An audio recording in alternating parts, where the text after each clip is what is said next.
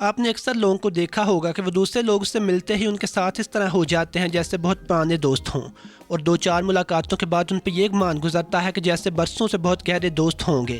دوسری طرف ایسے لوگ بھی ہوتے ہیں جو ہفتوں بلکہ مہینوں لوگوں سے ملتے رہتے ہیں، روز باتیں بھی کرتے ہیں، لیکن پھر بھی وہ جو ایک اجنبیت کا تاثر ہوتا ہے اسے درمیان میں سے نہیں نکال پاتے۔ یہ اتنا لمبا عرصہ کسی سے ملنے کے بعد اگر 2-4 دن کا وقفہ آ جائے تو پھر سے ان کی دوستی نئی اور سرسری حال احوال پوچھنے پہ آ جاتی ہے۔ اگر آپ کو بھی لوگوں کے ساتھ گہری اور با مقصد فرینڈشپ بلڈ کرتے ہوئے مشکل پیش آتی ہے تو ویڈیو دیکھتے رہیے۔ ویڈیو کے آخر تک آپ کچھ انتہائی سادہ اور آسان طریقے سیکھ لیں گے جنہیں فالو کر کے آپ بھی کسی کے ساتھ اپنی سرسری بات چیت یا واجبی سی دوستی کو گہری دوستی میں تبدیل کر سکیں گے۔ لیکن ایک بات یاد رہے کہ ہر بندے کی دوستی کے لائق نہیں ہوتا، کیونکہ اگر آپ کسی سے گہری دوستی کرنا چاہتے ہیں تو ضروری ہے کہ جس بندے سے آپ گہری دوستی کرنا چاہتے ہیں اس کی طبیعت آپ کی طبیعت کے لیے موزوں ہو۔ اکثر لوگ ہماری زندگی میں آتے ہیں، ایک عرصہ گزارتے ہیں اور پھر ان کا پتہ بھی نہیں ہوتا کہ کہاں گئے، کیونکہ گہری اور با مقصد دوستی کا معیار ہر بندے کے لیے مختلف ہوتا ہے۔ آپ نے کئی لوگ دیکھے ہوں گے جو ایک دوسرے کے خلاف ہوتے ہیں، اکثر دوسرے لوگوں میں بیٹھ کر اپنے دوستوں کی پیٹھ پیچھے انہیں برا بھی کہتے ہیں، لیکن پھر بھی انہیں دیکھیں تو ایسے ہی لگتا ہے جیسے بڑے اچھے دوست ہیں، اور وہ لوگ اسی طرح ایک دوسرے سے نبھائے جاتے ہیں، کیونکہ ان لوگوں کے لیے دوستی کا معیار وہی ہوتا ہے۔ دوسری طرف آپ شاید حساس ہوں اور آپ کے نزدیک دوستی اور وفاداری کا معیار ان کے معیار سے بہت مختلف ہو۔ پیٹھ پیچھے باتیں کرنا تو دور کی بات، آپ شاید ذرا سی منافقت بھی برداشت نہ کر پاتے ہوں۔ کہنے کا مقصد یہ ہے کہ شاید آپ کی دوستی ہر اس بندے سے گہری نہ ہو پائے جس سے آپ چاہتے ہیں، اور نہ ہر وہ بندہ جو آپ سے اچھی دوستی کرنا چاہتا ہے اس سے آپ ہی کی دوستی ہو پائے۔ لیکن جس بندے کو آپ اچھا سمجھتے ہیں یا جسے اپنی دوستی کے قابل سمجھتے ہیں اور اس کے ساتھ اپنے تعلقات گہرے اور مضبوط کرنا چاہتے ہیں، تو ان لوگوں کے ساتھ آپ یہ طریقے استعمال کر سکتے ہیں جو میں بتانے جا رہا ہوں۔ لیکن اس سے پہلے آپ لوگوں سے گزارش ہے کہ اگر آپ اس چینل پر نئے ہیں تو چینل کو سبسکرائب کر لیں تاکہ آئندہ اپلوڈ ہونے والی ویڈیو سے بھی استفادہ کر سکیں۔ پہلا کام جو آپ کر سکتے ہیں وہ یہ ہے کہ اپنی پرائیویٹ زندگی ان کے ساتھ شیئر کریں۔ پرائیویٹ سے میری مراد بالکل پرائیویٹ نہیں یا ایسے راز نہیں جو بعد میں مشکل پیدا کریں۔ پرائیویٹ سے مراد یہاں آپ کے خواب ہو سکتے ہیں یا آپ کی کچھ خامیاں بھی ہو سکتی ہیں، یا کسی چھوٹے موٹے گھریلو مسئلے کے متعلق مشورہ کر لیں۔ اگر آپ لوگوں کو پرفیکٹ بن کے دکھائیں تو پھر وہ آپ کو کسی اور دنیا سے ہی سمجھتے ہیں، لیکن جب آپ انہیں اپنے دکھ پریشانیاں یا خامیاں بتاتے ہیں تو انہیں پتہ چل جاتا ہے کہ ان کی زندگی بھی آپ ہی کی طرح ہے، اور یہ کہ آپ کوئی بہت فینسی قسم کے انسان نہیں بلکہ ان کی طرح مسئلوں اور محرومیوں کا شکار رہے ہیں یا ہیں۔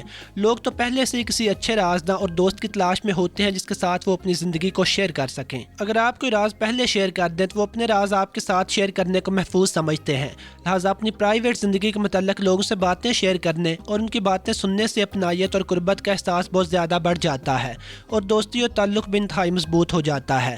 اپنے نئے دوست کو بتائیے کہ آپ کیا کرنا چاہتے ہیں، آپ کے کیا خواب ہیں، یا آپ جو کرنا چاہتے تھے وہ کیوں نہیں کر پائے، کیا مسائل درپیش تھے جو حل نہ ہو سکے۔